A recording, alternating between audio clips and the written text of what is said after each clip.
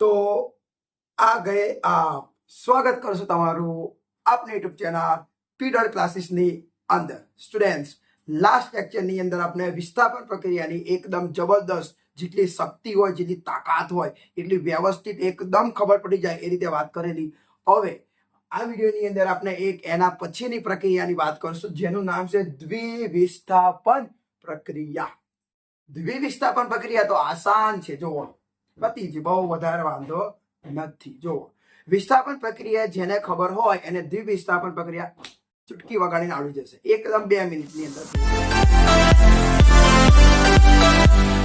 વિસ્થાપન પ્રક્રિયા, વિસ્થાપનનો અર્થ ખબર છે? વિસ્થાપન એટલે શું થાય? વિસ્થાપન એટલે દૂર કરવું, વિસ્થાપન એટલે મુક્ત કરવું. આપણે આપણા ઘરમાંથી કઈ વસ્તુને દૂર કરીએ, આપણી લાઈફમાંથી કોકને દૂર કરીએ તો દૂર, એમને કહેતા મેં દૂર કરી દીધું, મેં મુક્ત કરી દીધું, મેં વિસ્થાપન કરી દીધું. ઓકે, તો દ્વિવિસ્થાપનમાં શું થાય ખબર છે? દ્વિ એટલે 2.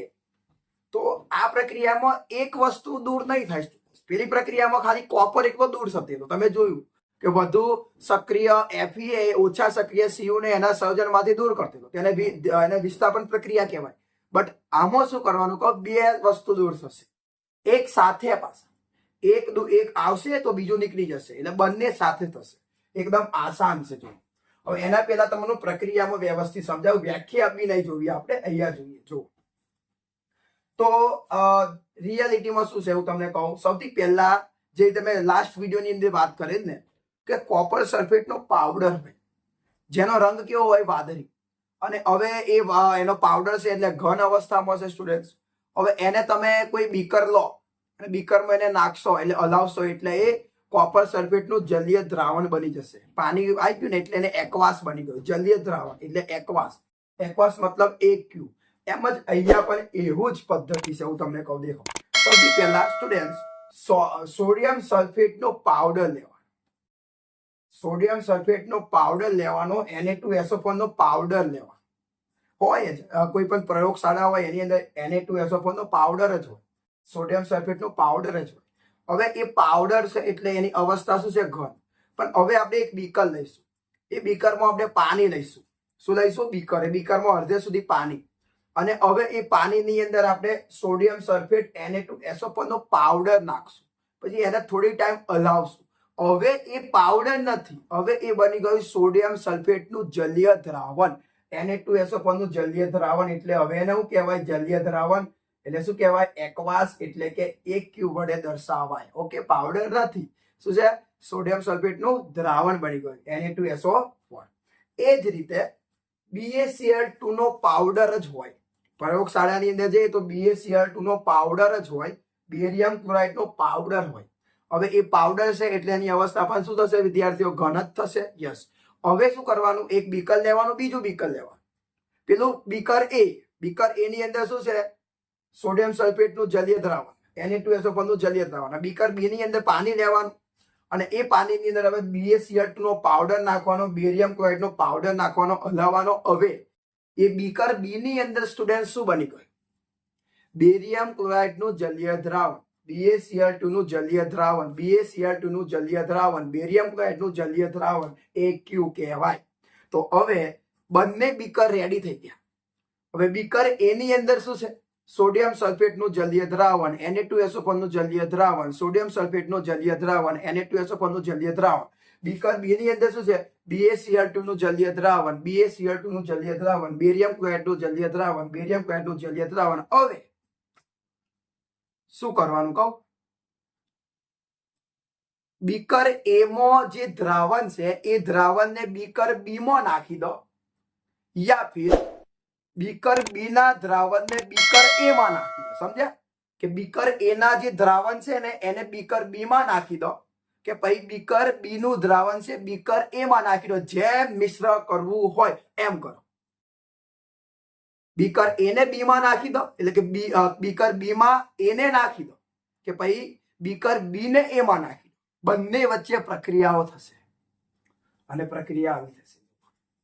કશું જ નહીં. આ BaCl2 નો Ba અલ્પા જતો રહ્યો. જોઈ લો, Ba છે BaCl2 માંથી Ba નીકળી ગયો અને SO4 સાથે જોઈન્ટિંગ થઈ ગયું. દેખો, BaCl2 અને Ba છે એ Ba નીકળીને SO4 સાથે જોઈન્ટ થઈ ગયું. સાથે સાથે એમ જ આ જે Na2 છે ને એ Na2SO4 માંથી Na નીકળી ગયો. Na2SO4 માંથી Na નીકળીને Cl2 સાથે જોઈન્ટિંગ NaCl બની ગયું. દેખો સમજાવું. BaCl2 તો BaSO4 સાથે જોઈન્ટિંગ થઈ ગયો અને Na2SO4 માંથી Na છે ને એ NaCl2 Na2SO4 માંથી Na છે એ Cl2 સાથે જોઈન્ટ થઈ ગયું. એકદમ ઈઝી. આ વસ્તુ આઈપા હતી ને અને આ વસ્તુ આઈપા. જોઈ લો કે Na છે એ અહીંથી નીકળીને ઓમ આવી ગયો અને Ba નીકળીને ઓમ જતો રહ્યો. આપલે થઈ ગઈ. અહીંથી અહીંથી આઈપા. સમજાય? એક વસ્તુ પેલી બાજુ જતી રહી, એ વસ્તુ આઈપા આવી ગઈ, ચેન્જ થઈ ગયા. જોઈ લો તમે. તો એકદમ આસાન પ્રક્રિયા. BaSO4 અને NaCl2 બે છે ને. દેખો હવે અહીંયા Na2 છે તો Na2 તો અહીંયા આગળ 2 લગાય એટલે Na2. Cl પણ કેટલા 2 એટલે 2 લગાય ને એનો મતલબ આ 2 આવું 2 વખત છે તો થઈ ગયા 1 2 થઈ ગયા ને 2 2. આ રીતે સ્ટુડન્ટ્સ પ્રક્રિયા પૂર્ણ થાય. તો જુઓ બંનેમાં શું કરવાનું, બસ બંને બીકર ની અંદર જે બંનેને એકમાં મિક્સ કરી દેવાના. બરાબર? તો આવું થશે. જુઓ પણ હવે હું તમને એક કહું, આની અંદર પ્રક્રિયા તો થઈ ગઈ, સમજણ પડી ગઈ, પણ અહીંયા શું થયું કે આપલે થઈ. તમે જુઓ Na2SO4 માંથી Na આઈપા આવી ગયો. હવે વિસ્થાપન કોને કર્યું તમને સમજાવું છું. સમજો ઉદ્ધુત થયું છે. શું થયું જો સમજો. આ Na છે ને Na એ Na BaCl2 માંથી Ba ને દૂર કરે. Na2SO આપણે તમને સાબિત શું કર્યું, તમને કીધું શું મેં, દ્વિવિસ્થાપન પ્રક્રિયા એટલે 2 વખત વિસ્થાપન થવું જોઈએ. તો જુઓ આ Na છે ને Na BaCl2 માંથી Ba ને દૂર કરી. તો એ જ સમયે BaCl2 માંથી Ba Na2SO4 માંથી Na ને દૂર કરી દીધું. સમજ્યા? એકબીજાને દૂર કર્યા. Na Ba ને દૂર કરી દીધું, એમ મજા Ba Na ને દૂર કરી દીધું. એક સાથે 2. દેખો પહેલા તો દેખ Na BaCl2 તો Ba દૂર થઈ ગયો, તો એકવાર વિસ્થાપન થઈ ગયું, એક દૂર થઈ ગયો. એમ જ Ba છે Ba Na ને દૂર કરી દીધું, બીજી વખત વિસ્થાપન થઈ ગયું, એટલે એને કહેવાય દ્વિવિસ્થાપન પ્રક્રિયા. ઓકે, તો આ રીતે તો વ્યાખ્યા તમે જુઓ, એકદમ આસાન. અથવા આપલે થઈ ગઈ ને. દેખો Na છે એ Na આઈપા આવી ગયો અને Ba આઈપા જતો. તો દેખો જે રાસાયણિક પ્રક્રિયામાં પ્રક્રિયકો, યસ આ પ્રક્રિયકો છે, આને શું કહેવાય? પ્રક્રિયક. અને આને શું કહેવાય? નિપજ. ના ખબર હોય તો આપણો વિડીયો જોવો, બધું જ આખું ચેપ્ટર બનાવ્યું છે કે તીરની ડાબી બાજુ પ્રક્રિયક હોય, તીરની જમણી બાજુ નિપજ હોય. જે ભેગા થાય એ પ્રક્રિયક કહેવાય, જે નવું બને એને નિપજ કહેવાય. એકદમ ધનાધન લખેલું છે. સમજો, વિડીયો જોવો, બધા જ વિડીયો જોવો, મજા આવશે. ચલો જુઓ. તો હવે જે રાસાયણિક પ્રક્રિયામાં પ્રક્રિયકો વચ્ચે આયનો કહેવાય, અને આયન કહેવાય, એટલે આયનોની શું થાય? આપલે થાય. આયનોની આપલે થાય તેને દ્વિવિસ્થાપન પ્રક્રિયા કહે છે. તમારે પ્રશ્ન દેખો આ રીતે પૂછાશે, દ્વિવિસ્થાપન પ્રક્રિયા એટલે દ્વિવિસ્થાપન પ્રક્રિયા કોને કહે છે? ઉદાહરણ સાથે સમજાવો. સૌથી પહેલા પોઈન્ટ મારવાનો, દ્વિવિસ્થાપન પ્રક્રિયા, પછી વ્યાખ્યા લખી દેવાની સરસ અક્ષરે. જે રાસાયણિક પ્રક્રિયામાં પ્રક્રિયકો વચ્ચે આયનની આપલે થાય તેને દ્વિવિસ્થાપન પ્રક્રિયા કહે છે. કામ તમામ. પછી ઉદાહરણ લખવાનું. આ ઉદાહરણ યસ, આ પ્રક્રિયામાં એક જ ઉદાહરણ છે, આ એક જ, બીજું કોઈ ઉદાહરણ નહીં. આટલું જ લખવાનું. સાથે સાથે તમે એક વસ્તુ જુઓ, અહીંયા એકવાસ છે, અહીંયા એકવાસ છે, અહીંયા એકવાસ છે. તમે અહીંયા જુઓ S છે. એનો મતલબ હું તમને કહું, આ પ્રક્રિયામાં એક બીજી એક વસ્તુ થઈ છે. શું થઈ છે હું તમને કહું. જ્યારે આપણે બીકર A ને બીકર B માં નાખ્યો ને ત્યારે પ્રક્રિયા થઈ, પણ સ્ટુડન્ટ શું થયું કે પ્રક્રિયાની સાથે સાથે કંઈક અલગ વસ્તુ ઉત્પન્ન થઈ. મતલબ કંઈક નવી વસ્તુ ઉત્પન્ન થઈ. પ્રક્રિયા તો થાય જ, કસનરી A અને કસનરી B માં રહેલી વસ્તુ વચ્ચે પ્રક્રિયા થઈ જ. Na2SO4 અને BaCl2 વચ્ચે પ્રક્રિયા થઈ, પણ પ્રક્રિયા થઈ તો ખરી જ, પણ એની સાથે કંઈક વધારાની વસ્તુ બની. તો એ વધારાની જે વસ્તુ બની ને એને અવક્ષેપ કહેવાય. અને એ અવક્ષેપ એટલે એક કેવું હોય, એકદમ કણ જેવું હોય. એટલે કણને શું કહેવાય? ઘન કહેવાય. એટલે આ તો તમે સમજો આ પ્રક્રિયામાં શું થયું કહો. દેખો આ બીકર A નો પદાર્થ છે, આ બીકર B નો પદાર્થ છે. તો સમજો કે બીકર A ના પદાર્થને બીકર B માં નાખ્યો, એટલે આને આમાં નાખ્યું, એટલે આ બંને વચ્ચે પ્રક્રિયા થઈ. તો એની સાથે ને એક પછી ભેગું થઈ એટલે એ બીકરમાં શું રહ્યું? તો બીકરમાં આ બની ગયું NaCl.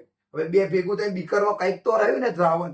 તો બીકરમાં જે દ્રાવણ રહ્યું એ આ, અને એની સાથે એ બીકરમાં કંઈક નવી વસ્તુ બની એ BaSO પર એટલે S એટલે કણ બન્યા. અને જે વધારાનું બને ને એને અવક્ષેપ કહેવાય. દેખો લખ્યું છે આ પ્રક્રિયામાં અવક્ષેપ ઉત્પન્ન થતા હોવાથી અવક્ષેપણ પ્રક્રિયા કહે છે. મતલબ સમજો, આ પ્રક્રિયાની સાથે કંઈક નવી વસ્તુ વધારાની વસ્તુ ઉત્પન્ન થઈ છે, માટે એ જે વધારાનું ઉત્પન્ન થાય એને અવક્ષેપ કહેવાય. એટલે આ પ્રક્રિયાને અવક્ષેપણ પ્રક્રિયા પણ કહેવામાં આવે છે. દ્વિવિસ્થાપન પ્રક્રિયાને અવક્ષેપણ પ્રક્રિયા પણ કહેવામાં આવે છે. તો તમે સ્ક્રીનશોટ લઈ શકો છો, બરાબર? કેમ કે આ મેં આખો તમારી સામે જ દર્શાવી દીધું છે. તમારે PDF ની આમાં જરૂર છે નહીં, એટલે આની PDF તો ચાલશે, પણ તમે જો આખો પ્રશ્ન મેં તમારી સામે લખી દીધો છે બ્લેકબોર્ડ પર, સ્ક્રીનશોટ લઈ શકો છો. Tech screenshot. ઓકે, હવે જો આ વિડીયોની અંદર બસ આટલું જ. આ વિડીયોની અંદર આપણે બીજી એક પ્રક્રિયાની વાત કરી, દ્વિવિસ્થાપન પ્રક્રિયા. ટોટલી 4 પ્રક્રિયાઓ વિશે આપણે ભણી ગયા: સંયોગીકરણ પ્રક્રિયા, વિઘટન પ્રક્રિયા, વિસ્થાપન પ્રક્રિયા એન્ડ દ્વિવિસ્થાપન પ્રક્રિયા. ઓકે સ્ટુડન્ટ્સ, હવે આ જ રીતે જો તમે ભણવા માંગતા હોય તો પ્લીઝ કમેન્ટ દ્વારા તમારો આન્સર આપો. તમે જે પણ કહેશો એના આધારે વિડીયો બનાવીશ. સાથે સાથે ચેનલને સબસ્ક્રાઇબ ન કરી તો ચેનલ સબસ્ક્રાઇબ કરી દેજો, વિડીયોને શેર કરજો, વિડીયોને લાઈક કરજો, અને આ જ રીતે મહેનત કરતા રહેજો અને પૂરેપૂરો સપોર્ટ કરવાનો ટ્રાય કરજો.